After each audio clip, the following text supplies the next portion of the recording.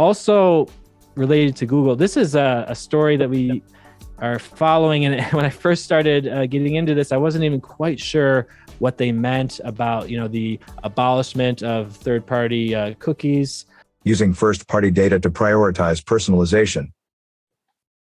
In this episode, the team discusses a piece by Jürgen Galler, CEO and founder, OnePlusX, over at Digital Content Next about building trust through personalization.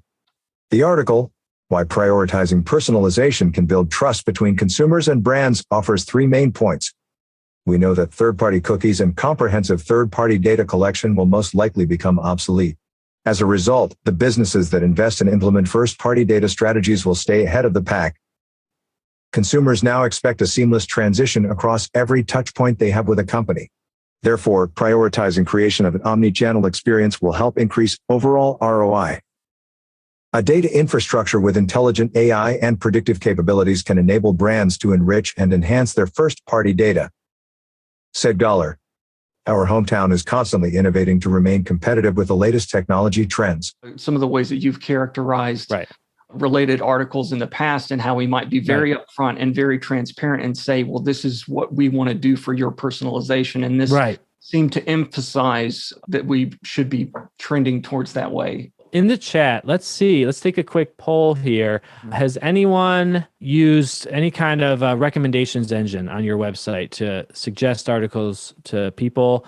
Because what we're working on is most of the out-of-the-box CMSs will provide a recommendation channel, usually at the bottom of articles. Sometimes, unfortunately, those links go to other sites. Those are like third-party sponsored content. I think that erodes your trust with your readers. You want to keep them on the site. So what we have is a related stories section. It's like that. It's the same philosophy. You get to the bottom of an article, you're more likely to click on these other stories if they're related. So we're not just showing articles that are from the same category that were recently published on the site. We are actually using natural language processing to tag these articles, what they are about on a high level, not just matching keywords, because sometimes those can be misleading. They have different meanings, but looking at the actual meaning of the sentences and the phrases used. That's one part of it. But the first party data is taking in the personalization. So that's a whole nother layer that you can add to improve the quality of the recommendations. And I think anyone that is collecting data on their users and using it to personalize the experience, I think we just want to be upfront about that, because a lot of people understand what's going on. They know that they're being tracked.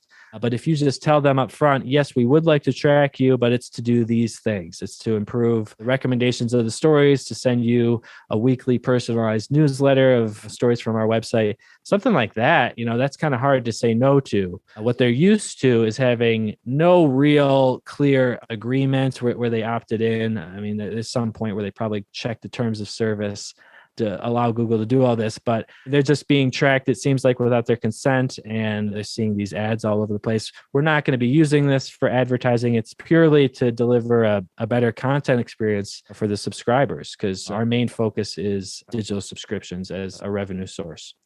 And Matt, the related articles featured that already syncs across viewings on either mobile or desktop. True. Good point. Really good point on that. That would sync up because it's all going to be the same user that's logged in. So that addresses the personalization for omni-channel experiences. No doubt about that. Yeah. As a subscriber to like the New York Times, I want to be able to just pull it up whatever device I'm on and be logged in and have it remember all my activity and remember my favorites or the things that I want to read later. All that stuff needs to be seamless, like you said.